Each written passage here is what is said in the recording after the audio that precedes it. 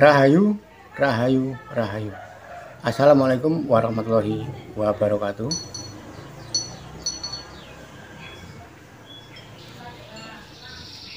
Hidup membuat rambut seperti ini pasti ada maknanya ya, pasti ada maknanya. Putih, pada awalnya dulu kan hitam, pada awalnya itu hitam berubah menjadi putih. Nah, setiap perubahan itu pasti ada maknanya, tergantung manusianya peka apa enggak di situ, tergantung manusianya paham apa tidak di situ untuk mengartikan kondisi alam semesta ini, untuk memaknai situasi dan kondisi alam semesta ini peka enggak di situ. Karena apa?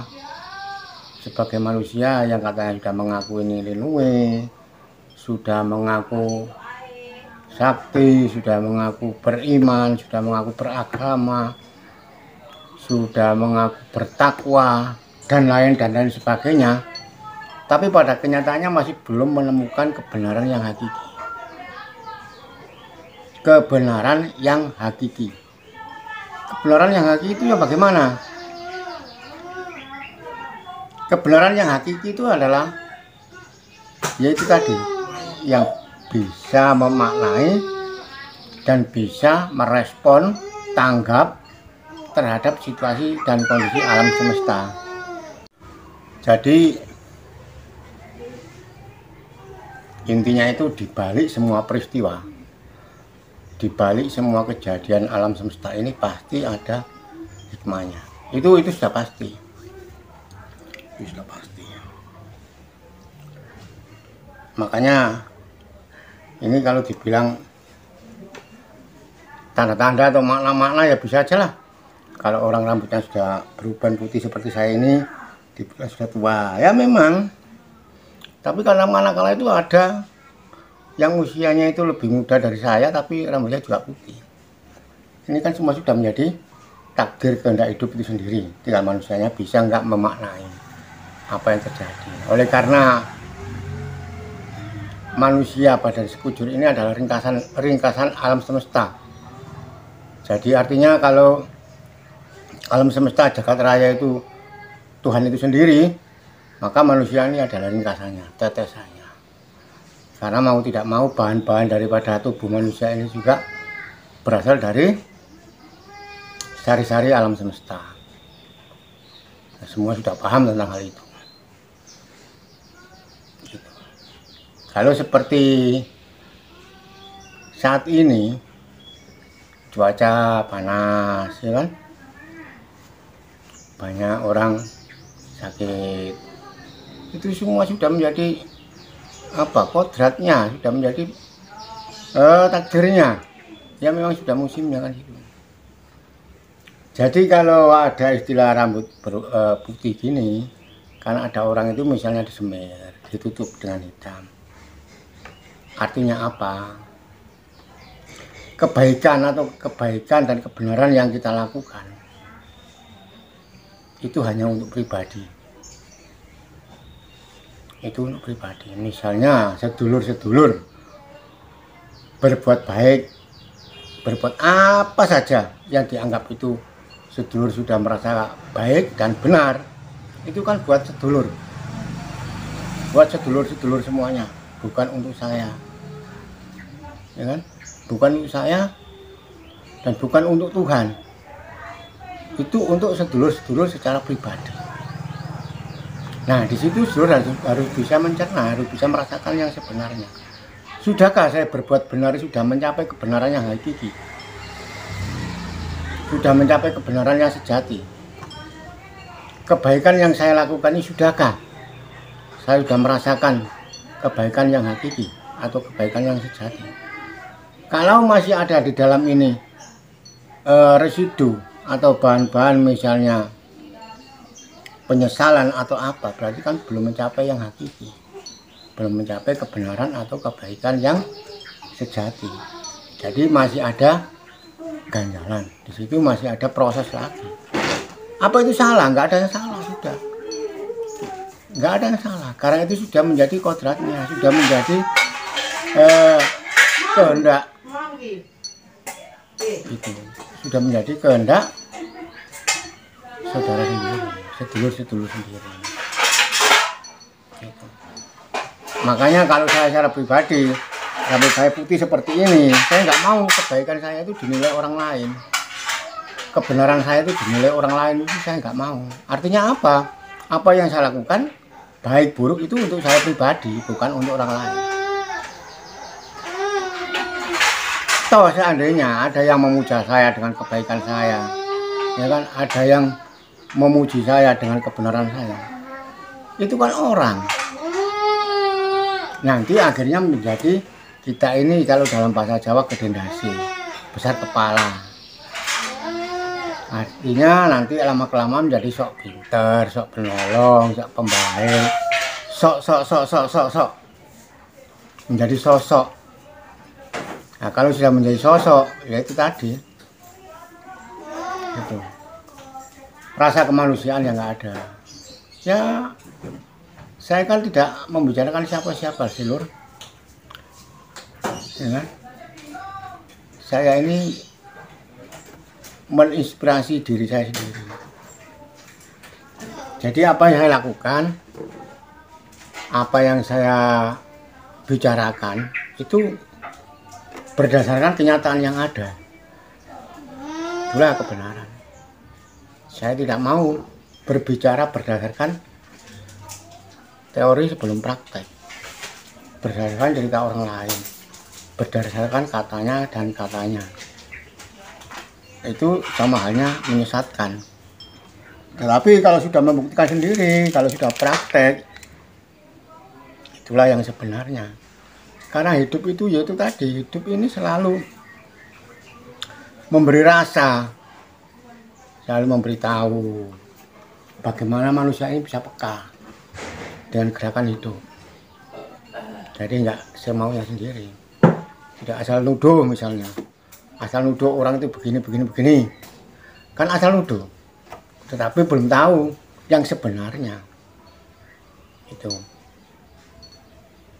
belum tahu yang sebenarnya. Kita tidak tahu karakter seseorang, kita tidak tahu karakter seseorang, kita juga tidak tahu sifat dan watak seseorang, kita tidak tahu.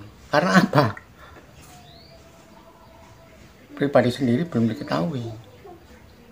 Sedulur-sedulur tidak pernah tahu dengan karakter saya dan watak sifat saya, kan sedulur-sedulur nggak pernah tahu.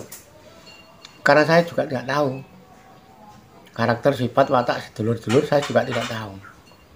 Makanya di sini hidup itu menganjurkan, ketahuilah dirimu sendiri sebelum kamu mengetahui diri orang lain.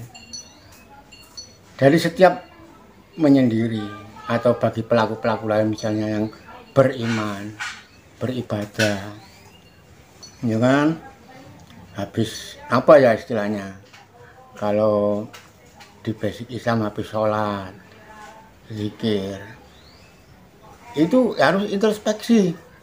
Artinya siapa saya ini, itu harus ketahui. Karena sedulur nggak tahu sedulur itu siapa, sedulur sendiri juga nggak tahu. Dan yang tahu itu hidup itu sudah selalu memberitahu, tapi saudara saya nggak paham. Lakunya mencari jati diri, ya kan, perjalanannya mencari jati diri, mencari kesejatian yang hakiki.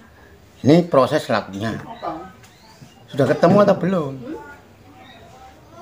Nggak bisa sedulur menuduh, oh saya sudah tahu watakmu, ternyata sifatmu, watakmu seperti ini.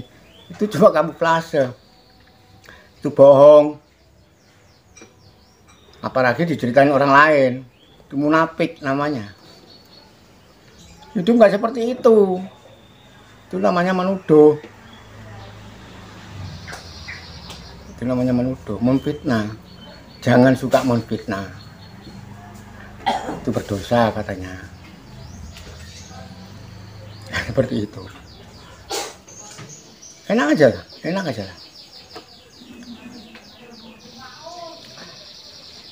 Bagaimana caranya untuk mengetahui jati diri? Ya itu tadi, kita selalu introspeksi, ya kan? Kalau dalam falsafah Jawa wong petan, mencari apa? Tumo, petan. Nah, petan kan kalau dalam bahasa Jawa petan itu metani, artinya apa? Ini mengorek pribadinya sendiri, mencari siapa saya. Ketemu nih tumo itu tumomo, artinya tumomo itu kalau dalam bahasa Indonesia tumomo itu tepat. Ya ini loh kamu, akhirnya sudah mengetahui pribadinya sendiri. Kalau dalam ajaran kunci kan dalam Injil, ya kan, misalnya kalau saya panjenengan isun kagungan karso arso ngawerui sejatiniro. Nah, kita belum tahu, makanya punya kehendak, punya niat untuk mengetahui sejatinya kita ini. Nanti sama hidup akan ditunjukkan, kamu itu ini loh, sebetulnya kamu itu ini. Kelebihanmu di sini, kekuranganmu di sini. Nah, nanti ketemunya di situ. Makanya semua itu proses.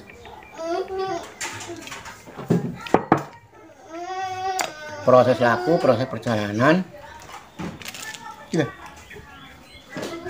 Dan masih belum mencapai apa yang kita cari.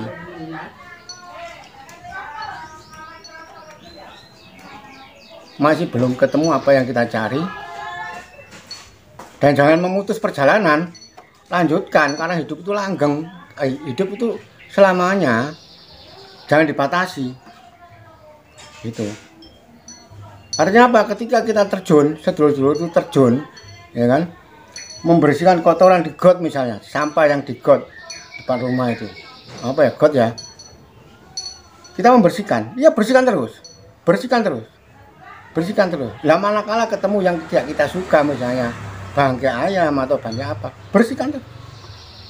Itu nanti kita akan menemukan kejernihan yang sebenarnya, gitu loh, akan menemukan kelancaran yang sebenarnya. Kalau sedulur membatasi, cukup sampai di sini, ya kan, cukup sampai di sini. Kalau dalam istilah cukup sampai di sini hubungan kita, karena aku sudah tahu siapa kamu yang sebenarnya. Kemudian sudah gak menjalin hubungan lagi, artinya hubungan apa saja, bisnis atau hubungan relasi atau hubungan asmara atau hubungan apa saja, kalian putus, sedulur-sedulur putus sampai di situ, ya sudah, terputus sampai di situ. Padahal di depan itu kelanjutannya itu lebih baik, lebih istimewa. Ini yang perlu diketahui, ini yang perlu dicari, kan begitu. Jadi nggak seenaknya, capek memang capek. Manusia itu terbatas. Tapi kalau sudah merasa kemanunggalan dengan hidup, tidak akan ada batasnya.